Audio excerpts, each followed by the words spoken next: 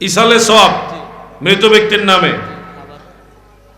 মৃত ব্যক্তির নামে ইসালে সওয়াব করা, দোয়া হোক, সাদকায়ে জারিয়া হোক, খাবার হোক, যে কোনো নেক কাজের মাধ্যমে মৃত ব্যক্তির পক্ষে ইসালে সওয়াব করা, এটা হানাফি, শাফিঈ, হাম্বলি, মালিকি চার মাযহাবের ইমামদের সবার একমত, এটা জায়েজ আছে।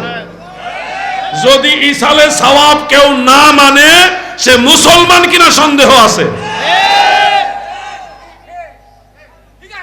একেবারে এইভাবে বললাম আমি, কারণ এটা নিয়ে কোনো ইখতিলাফ বড় কোনো মুজতাহিদরা করেনি। হাফেজ ইবনে তাইমিয়া পর্যন্ত ইসালে সওয়াবের পক্ষে ফতোয়া দিছে। হাফেজ ইবনে তাইমিয়া ইসালে সওয়াবের পক্ষে। আপনি 2 রাকাত নামাজ পড়ছেন, আল্লাহ এই নামাজের সওয়াবটা আমার মা বাবার রূহে পৌঁছায় দেন। এরকম অনেক সময় হয় না? আপনি আল্লাহ তৌফিক দিছে, উমরা করতে গেছেন, আগে নিজের ওয়াজিবটা আদায় করছেন, কইরা যেহেতু গেছেন আরো 2-3টা উমরা করবেন, হঠাৎ মনের ভিতরে জাগ্রত হইল আমার মা তো নাই, মান লাইগা একটা উমরা করি। এমন করে না সন্তানেরা? তখন একটা উমরা আদায় করছে ওই নিয়তে যে আল্লাহ আমার এই উমরাটা আমার মার জন্য আমি আদায় করলাম। তো ওই উমরার সবটা মায়ের আমল নামায় যোগ হয়ে যায়।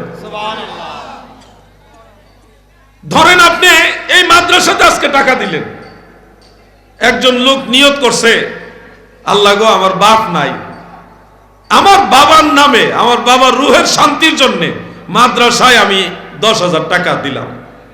এই যে টাকাটা দিছেন আপনি, সওয়াবও পাইবেন আপনি, কিন্তু ওই যে বাবার জন্য নিয়ত করছেন, যেই সওয়াব আপনি পাইবেন ওই সমান সওয়াব আপনার বাবার আমল নামায় যোগ হয়ে যাবে। ইসালে সওয়াব এটাকে বলে। বুখারী, মুসলিম, তিরমিজি, ইবনে মাজাহ, নাসাই, মিশকাত অসংখ্য হাদিস গ্রন্থে ইসালে সওয়াবের কথা উল্লেখ রয়েছে। আমি আপনাদেরকে একটা আমলের কথা বলে দেই। ফজরের নামাজ জামাতে আদায় করবেন, মসজিদে আদায় করে মনোযোগ দিয়ে কথাটা শুনবেন। ফজরের নামাজ মসজিদে জামাতের সাথে আদায় করে মসজিদ থেকে বের হবেন না। এমনিতে আমাদের দেশে জামাত শেষ হইলে আর বেশিক্ষণ লাগে না সূর্যোদয়ে, সর্বোচ্চ আধা ঘন্টার ভিতরে সূর্যোদয় হয়ে যায়।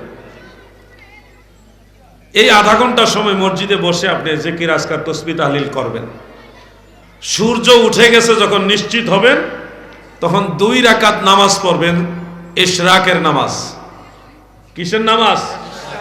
2 রাকাত, মাত্র 2 রাকাত নামাজ পড়বেন, পয়রা বের হয়ে যাবেন। এতে কি হবে? আপনার আমল নামায় একটা বড় হজ আর একটা উমরা হজ, 2টা হজের সওয়াব আল্লাহ দান করে দিবে।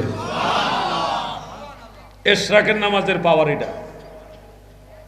আপনি যদি নিয়ত করেন আল্লাহ এই ইশরাকের নামাজের সওয়াবটা আমার মা বাবার রূহে বকশিশ করে দেন, আপনার নিয়তের সাথে সাথে আপনার মা বাবার রূহে সওয়াবটা পৌঁছে যাবে। ইসালে সওয়াব অস্বীকার করে যারা, এদের পিছনে নামাজ পড়া যাবে না, এদের ইমানের মামলায় ঝামেলা আছে। এই যদি মসজিদের ইমাম হয় তাকে মসজিদে তাড়াতাড়ি করে, আপনাদের কোনো নামাজ হবে না। ইসালে সওয়াব যে মানে না, হ্যাঁ মুসলমান হতে পারে না। এটা অন্য কোনো এজেন্ডা বাস্তবায়ন করতে আসছে এখানে। খবরদার। এবার একটা জিনিস ক্লিয়ার করে দিই, আমরা যে 40 দিনে, 4 দিনে, 5 দিনে খাওয়ানোর আয়োজন করি, এটা করতাম ফার্মনি হুজুর, এই কথাটা তো অনেকের ভিতরে থাইকা যায়। ফিটাফিটিও হয়, হইছে খাও। শুনুন, জায়েজ না জায়েজ এটা প্রমাণিত হবে কোরআন হাদিস থেকে। যুক্তি দিয়া কোনো জিনিস না জায়েজও হয় না, যুক্তি দিয়া জায়েজও হয় না। জায়েজ না জায়েজ হবে কোরআন হাদিস দিয়া। মনে রাখবেন, আমরা যে মানুষ মারা গেলে তার জন্য 4 দিনে, 5 দিনে বা 40 দিনে অথবা 2-4 দিন আগে পেছে সবাই যেদিন ছুটি পায়, যেদিন সবার সুবিধা হয়, ওই দিনটা ধার্য করে একটা তৌফিক অনুযায়ী একটা খাওয়ানোর আয়োজন করি। এলাকার ময় মুরব্বী যারা 5 ওয়াক্ত নামাজ পড়ে এমন মুসল্লি, এবং এলাকার গরিব যারা, বিশেষ করে গরিব যারা, তাদেরকে আমরা দাওয়াত দেই। মাদ্রাসা থাকলে মাদ্রাসার হুজুর এবং ছাত্রদেরকেও দাওয়াত দেই যে আমার মা বাবার নামে 4টা ডাইল ভাত আপনারা খাইয়া যাবেন। কি এরকম দেন না আপনারা? এই ধরনের অনুষ্ঠান করা মুস্তাহাব, সওয়াবের কাজ। দলিল কি? দুইটা কিতাবের নাম বলি, মনে রাখবেন। প্রথম কিতাবটা যিনি লিখেছেন উনি ইমাম বুখারীর উস্তাদ, ওনার নাম ইমাম আহমদ বিন হাম্বল রহমতুল্লাহ আলাইহি। বেশি জানতো না, 6 লক্ষ থেকে 10 লক্ষ হাদিসের সনদ মুখস্থ জানতো। ইমাম আহমদ বিন হাম্বল ইমাম বুখারীর উস্তাদ। ওনার মাজার হলো ইরাকের রাজধানী বাগদাদ শরীফে। আমি নিজে জিয়ারত করে আসছি। আগামী জানুয়ারি মাসের প্রথম দিকে আবার গাউসে পাকের দরবারে যাব ইনশাআল্লাহ। আপনারা কেউ যাইতে চাইলে এখনো সুযোগ আছে। ইমাম আহমদ বিন হাম্বল রহমতুল্লাহ আলাইহির সেই কিতাবের নাম হলো কিতাবুজ জুহুদ। কিতাবুজ জুহুদ এক শব্দ হলো আজ-জুহুদ। আজ-জুহুদ পুরাতন নুসখার মধ্যে হাদিসটা আছে, নতুন নুসখা থেকে আবার বাদ করে দিয়েছে। কত বড় সুর চিন্তা করেন ওয়াহাবীরা। নতুন ছাপার মধ্যে হাদিস নাই, পুরান ছাপার মধ্যে আছে। এখন আরেকটা কিতাব, ওটার নাম হলো হিলিয়াতুল আউলিয়া। হিলিয়াতুল আউলিয়া, এটা প্রায় 1100 বছর আগের কিতাব। ইমাম আবু নুআইম ইসফাহানি রহমতুল্লাহ আলাইহি। দুইটা কিতাবের নাম কইছি, যারা 40 জিয়াফত মানে না তারার ঘরে দেখবেন এই কিতাবই নাই, এই কিতাবই খুঁজে পাইতেন না। আল্লাহর রহমতে দুইটা কিতাবই আমার কাছে আছে আলহামদুলিল্লাহ। আরেকটা সহজ একেবারে হাতের নাগালে যেটা পাওয়া যায় সেটা বলে দেই, তাহলে আরো ইজি হবে। আল হাবিলিল ফাতাওয়া, এটা अवेलेबल পাওয়া যায়।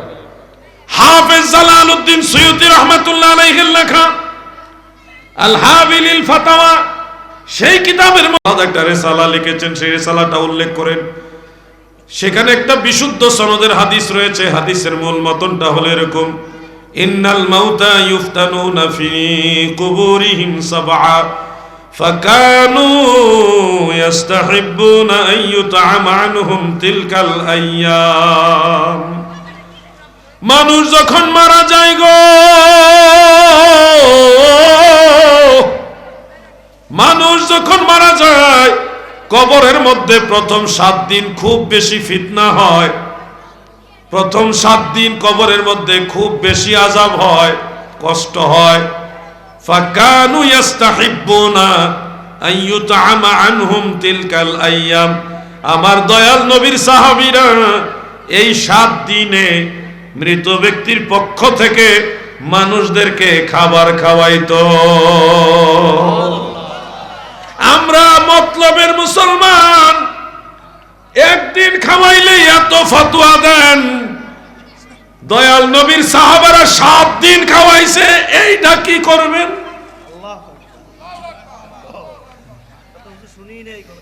শুনেনি নাই? আল্লাহ। 3টা কিতাবের নাম কয়ে দিলাম তো, যে কোনো, হ্যাঁ, একাধারে 7 দিন।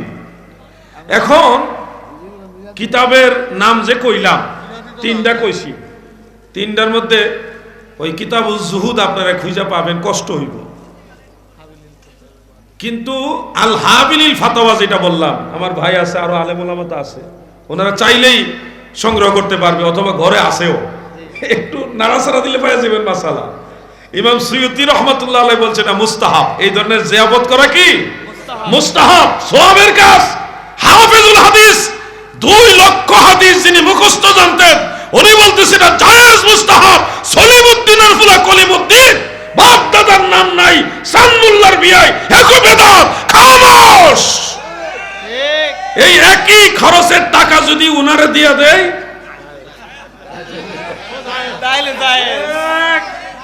তখন আর দলিল লাগবে না, এমনি জায়েজ। কোথায় যাচ্ছে আমাদের নৈতিকতা? হ্যাঁ, ওই যে উনারে মানি তো উনার মাদ্রাসা, তখন এটা বিনা দলিলে জায়েজ। আর আপনাদেরকে খাওয়াইলে বেদা। আপনারা কি আলগা মুসলমান আর হুজুররা মাদ্রাসা ছাত্ররা কি আলাদা মুসলমান? খাওয়ানো যদি হুজুরদের মাদ্রাসা ছাত্রদের জায়েজ হয়, তাহলে আপনারটা না জায়েজ কেন? আপনারটা না জায়েজ হলে মাদ্রাসার ছাত্রদেরটা জায়েজ হবে কেমনে? জায়েজ হলে দুটোই জায়েজ, না জায়েজ হলে দুটোই না জায়েজ। আমার একটা পরামর্শ আপনাদের প্রতি, মা বাবার জন্য যদি এরকম আয়োজন করেন, মাদ্রাসার হুজুর এবং ছাত্রদেরকেও খাওয়াইবেন। কি খাওয়াইবেন না? তাইলে আর ফিতনা হবে না। আর হুজুরদের একটা হুজুরে দাওয়াত দেন না, ছাত্ররা গরিব ছাত্রও তো আছে, সবাই তার বড় লোকের সন্তান না, তাদেরকে একবেলা ভাত খাওয়াইলে কি হয়? খাওয়াইবেন, এদের খাওয়াইলে আরো বেশি কাজে লাগবে। এলাকার গরিব মানুষদেরকে খাওয়াবেন, মাদ্রাসার ছাত্রদেরকে হুজুরদেরকেও খাওয়াবেন, দেখবেন ঝামেলা হবে না। আর খালি মানুষের খাওয়াইলেন, হুজুরের খবরও লইলেন না, তখনই ভেজালটা হুজুরে লাগাইব। কথা বুঝছেন নি? ঝামেলাটাও হেতে খাওয়াইলে ঝামেলা শেষ। আল্লাহ আমাদের বুঝার তৌফিক দেন, আমিন। রাগ করলেন নি কেউ? আবার রাগ করেন না। আরো অনেক দলিল আছে এই ব্যাপারে, আমার লেখা কিতাবই আছে। 40 জিয়াফতের উপর আলাদা আমি একটা কিতাব লিখছি, কারণ আমি দুনিয়াতে কয়দিন বেঁচে থাকবো জানি না। প্রত্যেকটা সাবজেক্টে কিতাব লিখে গেছি, যেন দুনিয়াতে না থাকলেও আপনাদের হাতে দলিলগুলি থাকে। আমি যদি আপনাদের বলি যে একজন সাহাবী মারা গেছে, তার জানাজার নামাজ, দাফন কাফন সব নবীজি নিজে করছে। করার পরে মৃত ব্যক্তির পরিবারের লোক আল্লাহর নবীকে দাওয়াত দিয়ে নিয়ে ওই মৃত ব্যক্তির বাড়িতে আবার খাওয়াইছে। এটাও সহিহ হাদিসে আছে। তাহলে তো আবার আরো ওয়াজ বাড়বো না? আরো এমন অনেক ওয়াজ আছে, অনেক দলিল আছে। কিন্তু আমার কথা হলো, সাহাবাই কেরাম খাওয়াইছে, নবীর সাহাবারা যেদিকে আমরাও সেদিকে, এর দূরই থাক। এরপরে ধরেন কোথাও যদি কোনো মোকাবেলা লাগে, তাহলে দলিল দিয়ে তারা বুয়াই দেব। আল্লাহ আমাদের ঝগড়া বিবাদ থেকে, বিতর্ক থেকে দূরে থাকার তৌফিক দেন, বলেন আমিন। তৌফিক না থাকলে বড় আয়োজন করেন না। বাপ মা লালন পালন করে গেছে, কষ্ট করে লেখাপড়া করাইছে, 10 জন মানুষ খাওয়াইতে পারবেন, 10 জন গরিব মানুষের দাওয়াত দিয়া খাওয়াই দিয়া। গরু জবাই করেই খাওয়াই তুই, এমন কোনো কথা নাই। কথা বলছেন নি আপনারা?